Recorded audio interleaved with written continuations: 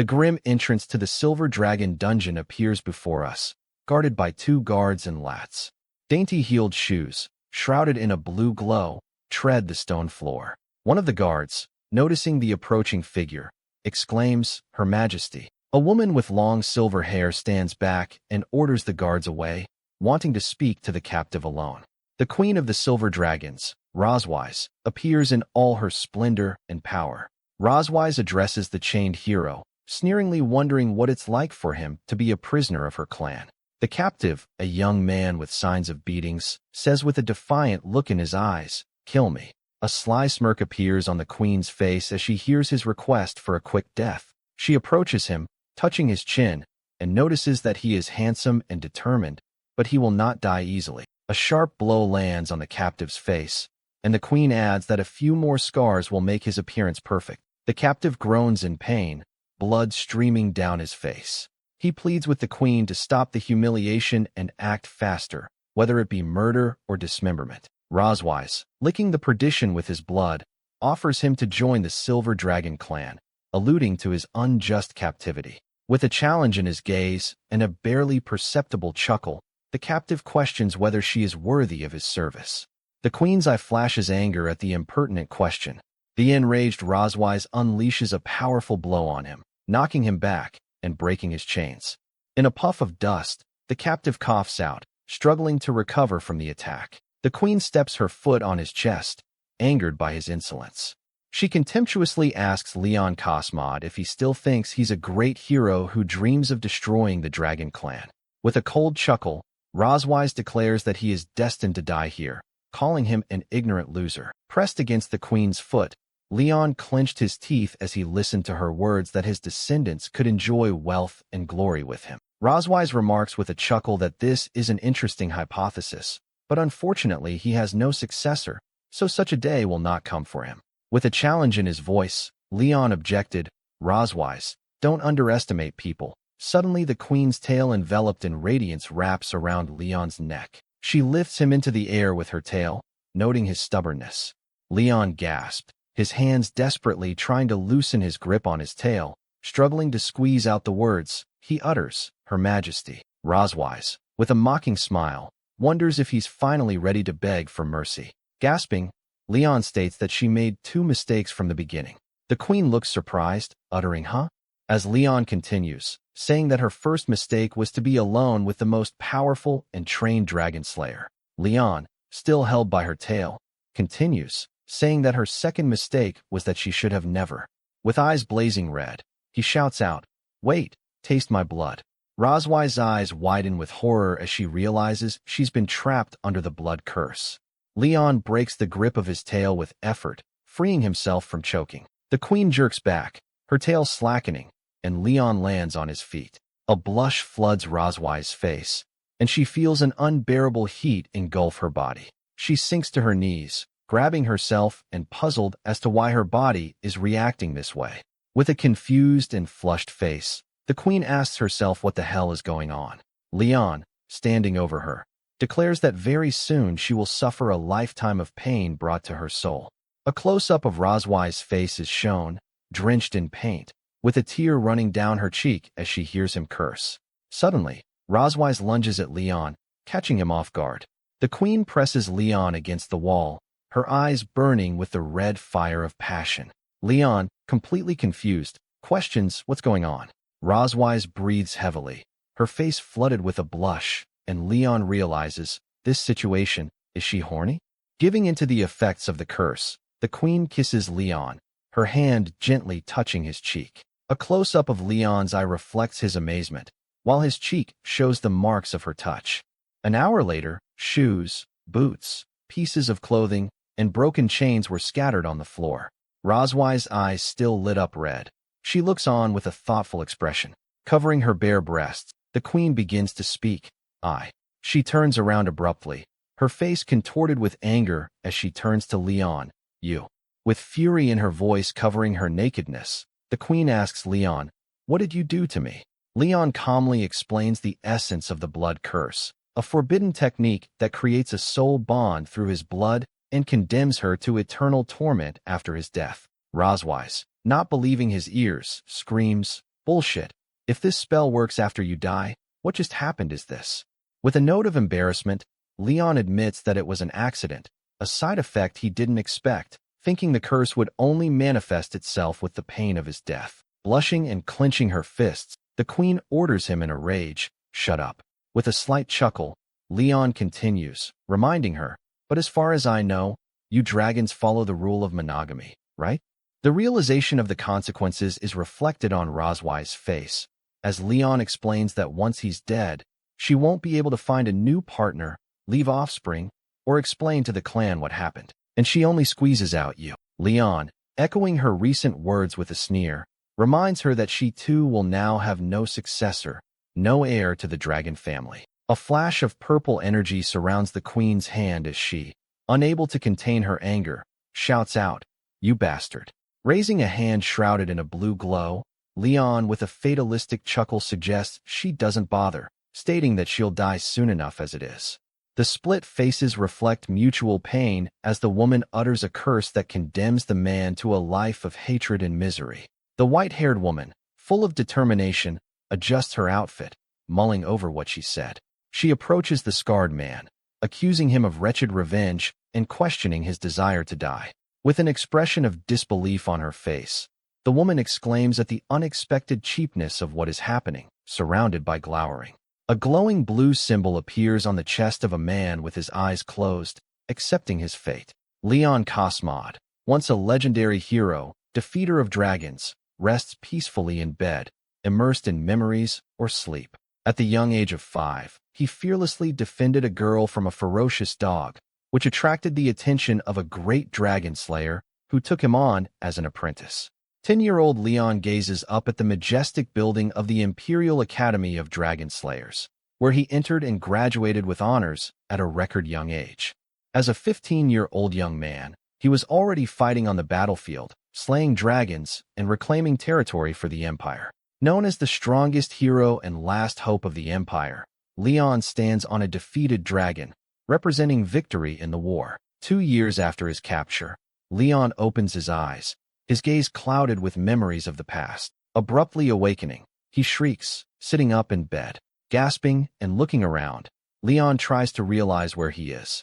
He finds himself in a lavishly furnished, light-filled spoo-gibbon. A little girl with dark hair and big blue eyes peeks through the ajar door. Curiously peeking out from behind the door, the girl cheerfully informs, "Hey, you're awake." Leon, blushing with mortification, exclaims, "What a cutie." Clutching his head, he tries to make sense of what has happened, assuming that his great deeds have led him to paradise, and now he has met her. Pointing to the girl, he excitedly declares her to be a legendary angel, while she perplexedly asks what an angel is. Smiling, Leon addresses the little girl affectionately, wondering about her name.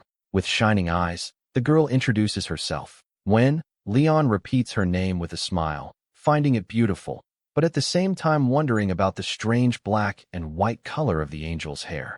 One explains that her name means moon, as her mother said, and Leon asks in surprise if angels have mothers. Introducing himself, Leon says his name is Leon Cosmod, to which the girl joyfully exclaims that she knows Leon means lion. A surprised Leon asks who told her that, and Wen replies that her mom said so. Disbelief is reflected on Leon's face, and he wonders with bated breath who her mother is. The girl calls out the name Roseweiser with a smile, and Leon freezes as if struck by thunder. A shocked Leon pointing to himself mutters, "Your mother, Rosewise."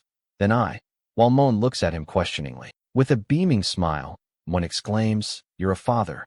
Leon's face contorts with shock and horror as the full depth of this revelation comes to him. In utter confusion, Leon realizes that Moan is his and Rosewise's daughter, while the girl calls out, "Mama." Leon's gaze is full of shock and disbelief at the sight of the approaching figure. Rosewise appears, and Moan joyfully informs her, "Mommy, Daddy's awake." To which the queen replies, "Yes, I know." Leon and Rosewise's faces are separated, and she utters, "You're finally awake, Leon." Moan says excitedly that Mommy must be happy that Daddy is awake, since she visited him every day.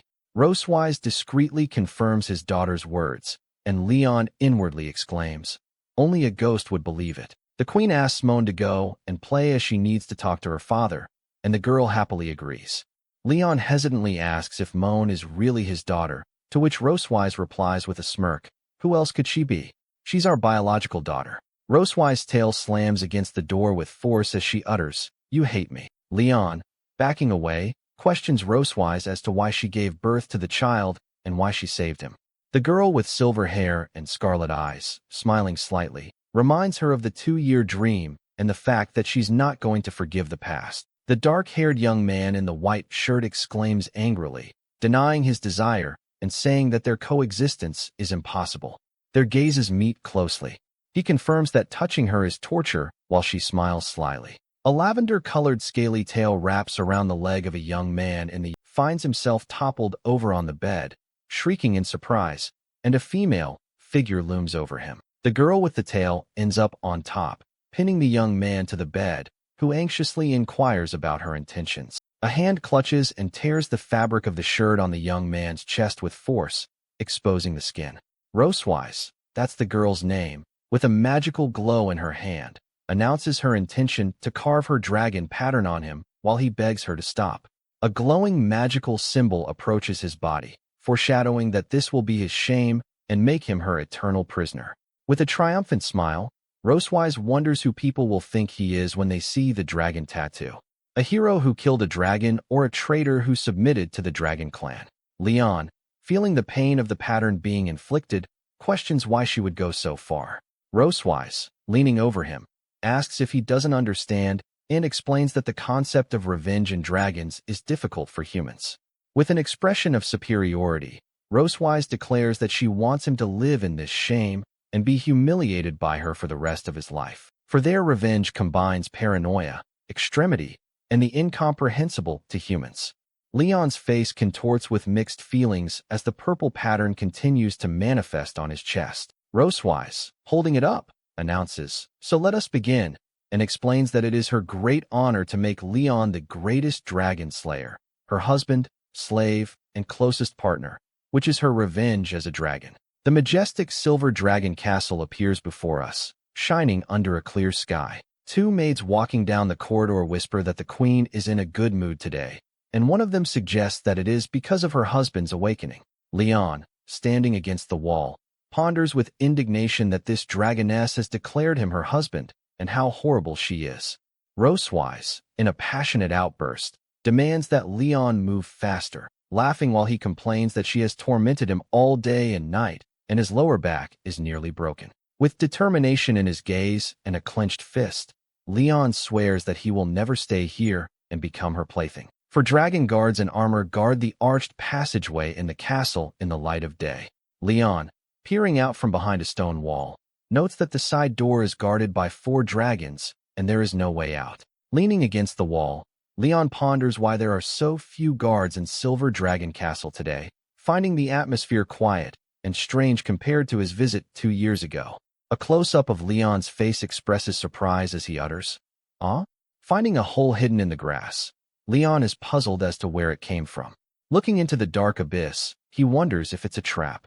Grappling with his head, Leon decides he still needs to leave, even if it's a trap, and he'll force his way out. As he prepares to climb down the hole, he mentally says goodbye to his twisted dragon mother, adding that cutie Moan can stay with her for now. Moan, pointing into the distance, happily shouts to her mother that Daddy is digging a dog hole, and it's so cool. Ross Weiss, lounging in a bikini on a chaise lounge, nonchalantly replies to Moan that she's seen it and thinks it's pretty awesome. Moan curiously asks when Mommy will go and fish Daddy back out. Ross Weiss gently corrects her daughter, saying that the word fished in relation to her father sounds very rude. The girl is perplexed, wondering what word she should use then. With a sly smile, the queen offers the option of catching it back. After a while, Leon makes his way through the dense thickets. By traversing the mountains, he believes it will be possible to see the boundaries of the human lands. He hopes that by running this far, the dragoness won't be able to catch up to him. Suddenly, Leon's face contorts with surprise and alarm. Ross Weiss appears in the sky in his dragon form, blocking his path. Ross Weiss's huge dragon head looms over Leon, and she notices that he's not a bad runner, while he exclaims in horror, "Shit." The dragon's huge, scaly tail swooped over Leon, casting a shadow. Ross Weiss, in her full dragon form, towers over Leon, mockingly wondering if he's having fun playing with her like this.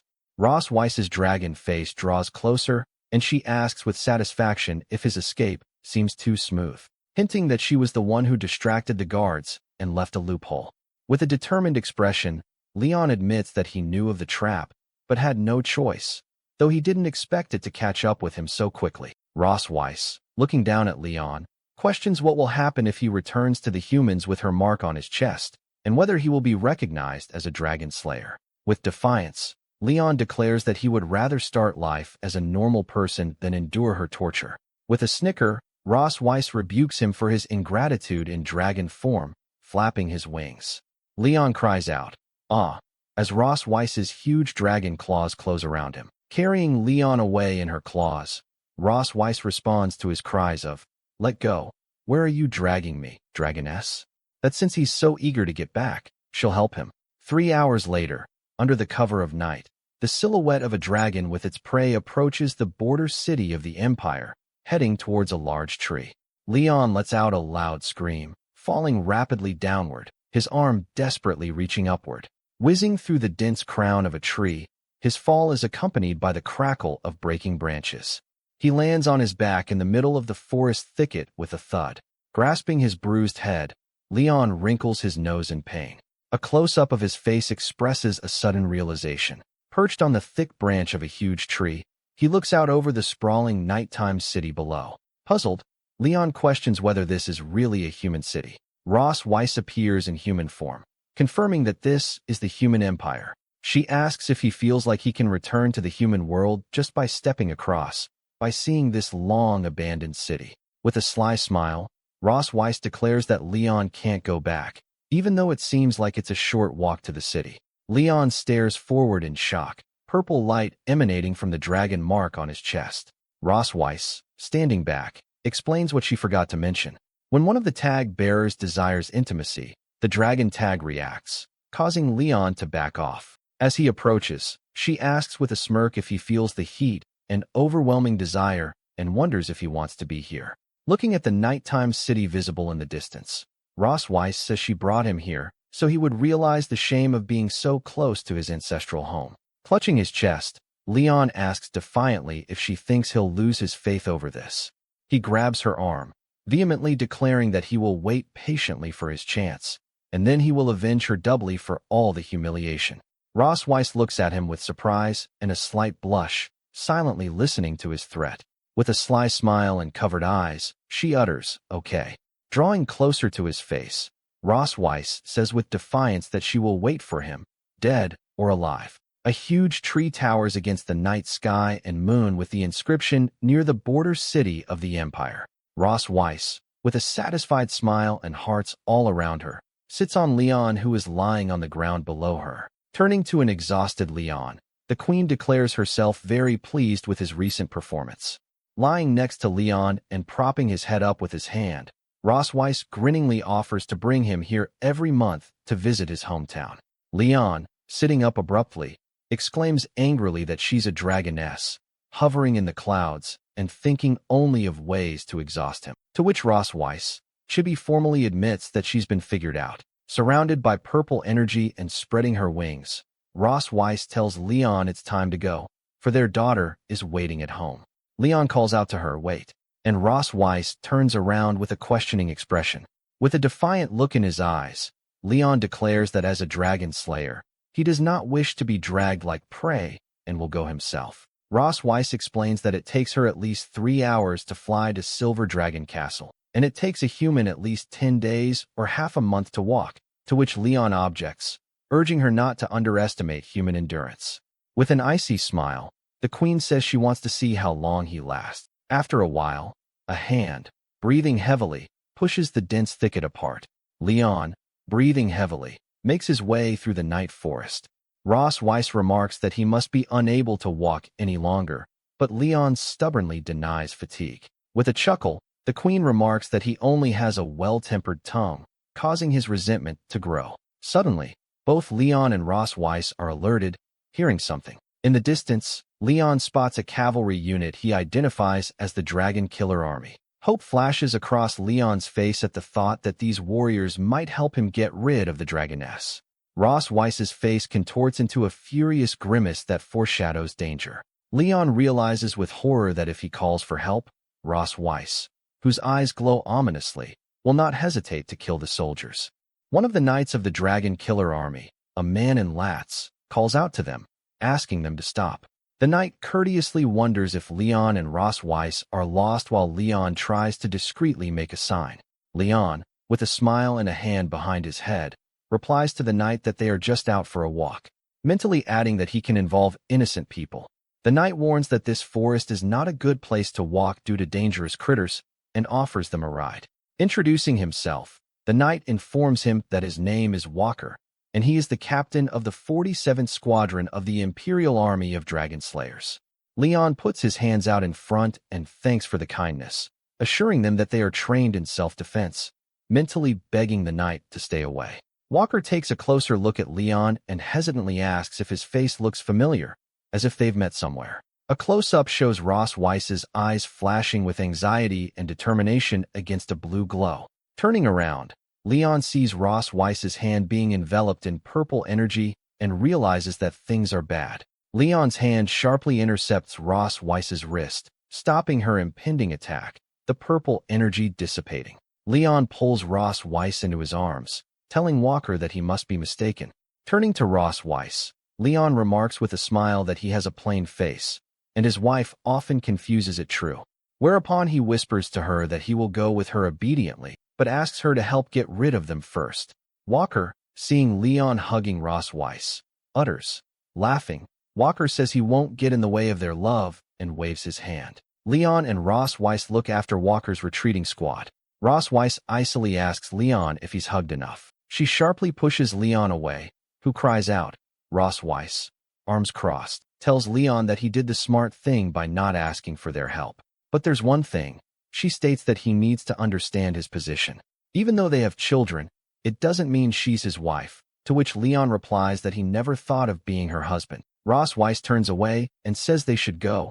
There's still a long way to go. Leon clenched his teeth in pain, grasping his chest where the dragon mark was. His hand reaches for the departing Ross Weiss, his palm showing abrasions.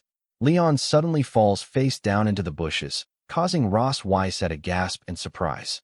Crossing his arms over his chest, Ross Weiss wonders with some disdain if he's fainted. Surrounded by a violet glow, she states what a fragile human being he is. She effortlessly lifts him up by the collar of his shirt. Turning into a dragon, Ross Weiss tosses Leon into the air with his muzzle. Leon lands helplessly on the dragon's broad back. The silver dragon soars into the sunset sky, and Ross Weiss utters what she would consider a plea for mercy this time. The majestic castle with its numerous towers and spires appears in all its splendor under a clear sky. Leon lets out a quiet groan, coming to his senses in the soft bed. Moan happily peeks out from behind the edge of the bed, exclaiming, "Daddy, you're awake." Leon, sitting up in bed and holding his head, asks how he got here, and Moan, peeking out from under the covers, replies that it was Mommy who brought Daddy back. Leon's eyes reflect the memory of Ross Weiss in her dragon form grabbing him, and he thinks with annoyance that she has finally caught him like prey. Leon looks at his bandaged hand in surprise, uttering, that's. Moan proudly announces that she was the one who bandaged Daddy's arm, expecting praise. Upon reflection, Leon recalls that draconologists consider dragons to be a ferocious race that spends their lives in violence. And although Moan has obvious draconic traits, he continues his thoughts, noting that she shows no hostility towards him and treats him like a father, wondering if it's because she's a hybrid of human and dragon. With a smile stroking Moan's head, Leon says she's awesome, to which the girl giggles embarrassedly. Leon tells Moan that she is very sweet, but asked her not to become like her mother when she grows up, much to the girl's bewilderment. Ross Weiss, appearing in the doorway, asks with icy calmness what's wrong with being like her, making Leon wince. Leon, stammering, replies that it is nothing, while Ross Weiss carrying the tray looks at him with evident displeasure. Moan proudly reports to her mother that she dressed Dad's wound according to her instructions. Ross Weiss, looking at Leon, calmly says, that's what you should do. The girl obediently replies, "Yes, Mommy." and Leon mentally notes what a strict mother she has. Leon suggests that Moan hide in the garden first, promising to come looking for her when he counts to 100. Moan's eyes light up with excitement, and she excitedly asks if Daddy really wants to play hide and seek with her. Smiling, Leon tells Moan that he is not like her mother and tells her to run away quickly. Leon starts counting 1, 2, 3, and Moan, in a panic, asks him not to count so fast. Continuing to count 4, 5, Leon watches as Moan runs out of the room in a cloud of smoke. Leon abruptly turns to Ross Weiss, sitting on the bed, and calls out to her, "Hey, I'm talking to you." To which she questions, "What?" After getting out of bed, Leon asks Ross Weiss reproachfully if she is being too hard on the child.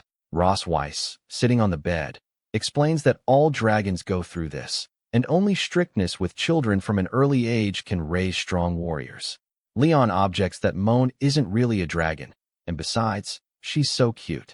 To which Ross Weiss replies that Moan is a dragon, and cute is a derogatory word for a dragon. With a slight smile, Leon notices that Ross Weiss is pretty cute too. A close-up of Ross Weiss's eye is shown in which irritation flares at his words. Ross Weiss's hand clutches Leon's shirt with force, the fabric cracking. An enraged Ross Weiss yells at Leon that he's just a slave to vent her anger and to stay out of the way. Leon utters with a confused look. Ross Weiss, adjusting his collar, says it's good that he understands. She's the queen of the Silver Dragon clan and has many affairs of state, so the care of the child falls to him. Moving closer to his ear, Ross Weiss adds with a smile that the kid loves him. Leon stands on the sun-drenched path in the garden, pondering the fact that she is a dragon queen and very busy, and that dragon slayers seem to be in charge of raising children now. Leon, standing in the garden, looks puzzled, saying, "Huh?" Moan peeks out from behind a pillar, and Leon thinks she's too naive, believing she won't be found if she hides behind him. Holding out his hand, Leon shouts joyfully, "Found you, Moan." Chibi style, Leon points to Moon, who is standing back, and he looks a little confused. A close-up of Moan's disgruntled face is shown, and Leon wonders if she's angry. Smiling embarrassingly and scratching the back of his head, Leon apologizes to Moan for keeping her waiting. Moon suddenly runs away, and Leon, surprised, shouts after her, "Moan, what's wrong?" Holding out his hand, Leon asks a fleeing Moan why she's running away. Looking around on the garden path, Leon is puzzled as to where she's propaganded to, since he's just seen her run through here. With a confused expression on his face, Leon concludes that the child's mood is really hard to predict. Leon, standing in the garden and scratching the back of his head, ponders that it's no wonder why Ross Weiss has assigned him to watch the baby, while Moan peeks out from around the corner. Suddenly, Moan jumps on Leon's back, exclaiming happily, "Haha, Moan caught Daddy." A puzzled Leon asks Moon if she just ran past him, while the girl looks at him with a questioning expression. Moon explains with shining eyes that Daddy couldn't find her, so she went out to look for him herself. With a look of doubt on his face, Leon wondered if he had made a mistake. The girl calls out to Leon, saying she wants to show him something, and he obediently follows her. A close-up of Moon's face with a serious and slightly pensive expression, she is silent. At a family dinner, which is supposed to be a time for socializing, Leon is agonizing. Ross Weiss sits across the table, and next to Moon is another girl who asks her sister to help her cut the food.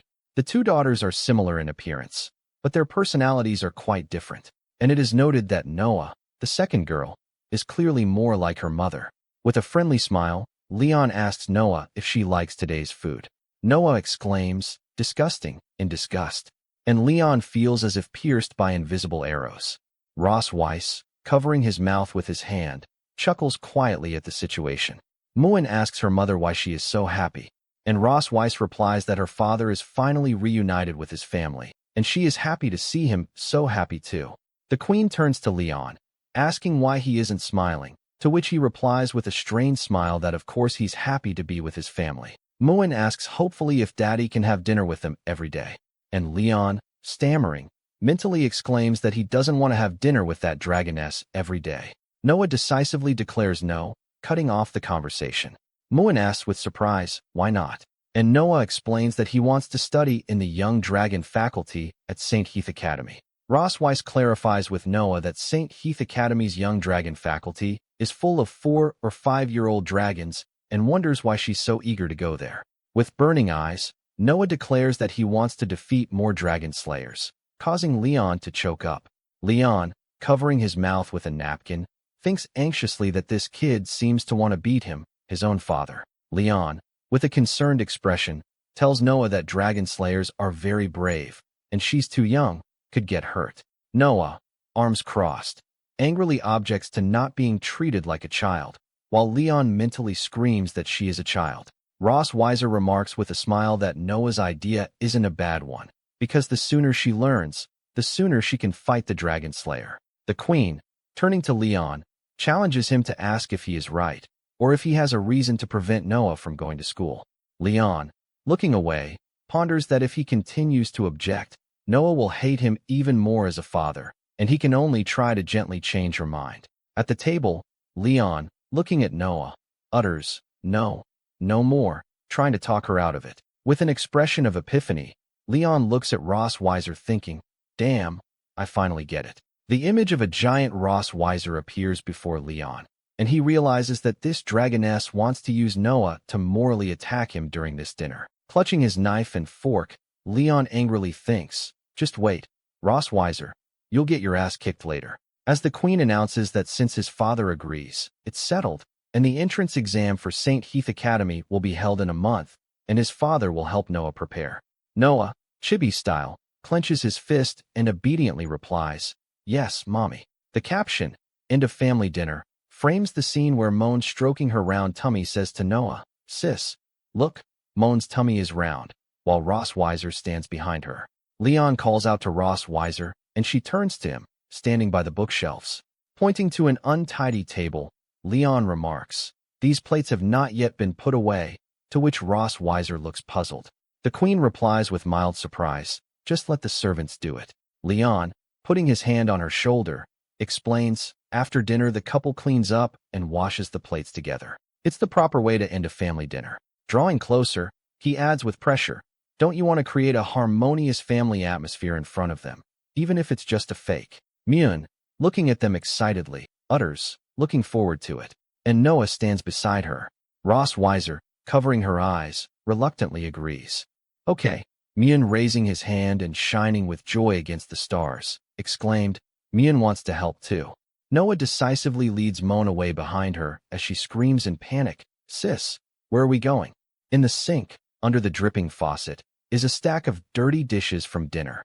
Ross Weiser, standing in the kitchen doorway, impatiently asks Leon when he's going to help.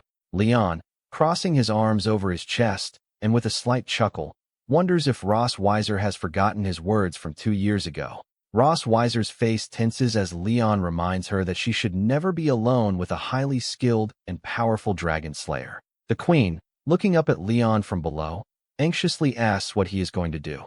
Leon explains that he used to be exhausted after the long journey, and so he was controlled by her dragon pattern, but now things are different.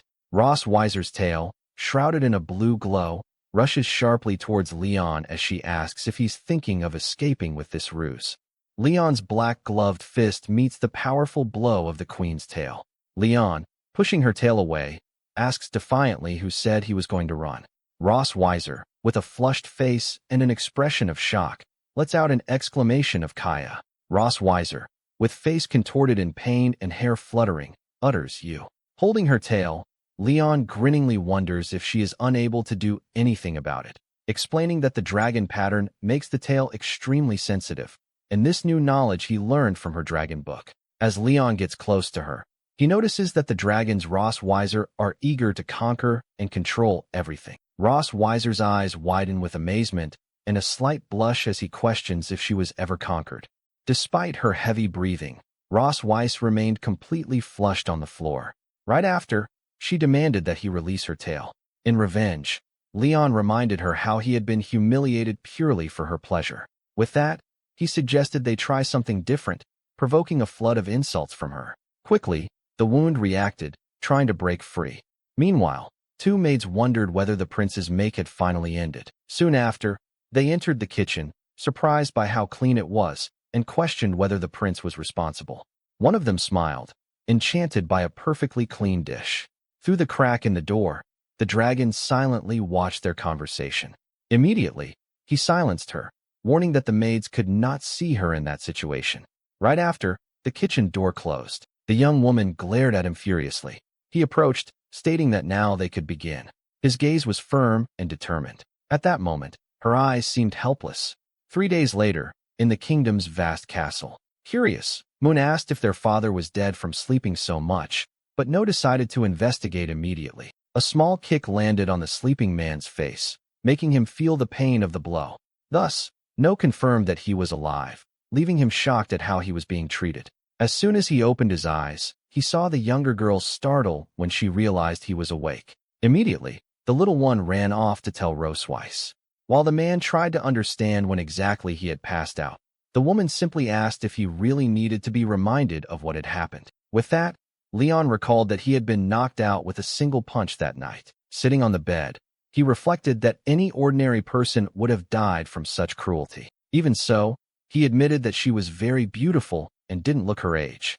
The girls then asked what was wrong, but No said he was only staring at their mother. Discreetly, Rosweiss knocked over a flower ornament on the vanity with her hand. The sudden movement made the warrior turn toward her. Then, he picked up the delicate accessory. With a calm gesture, he placed the ornament in her hair, saying that it suited her very well. She then asked him how many women had heard that same line. The dragon replied that when he was a boy, he only knew how to take care of his uncle's donkey. Curious, Moon asked her father what a donkey was.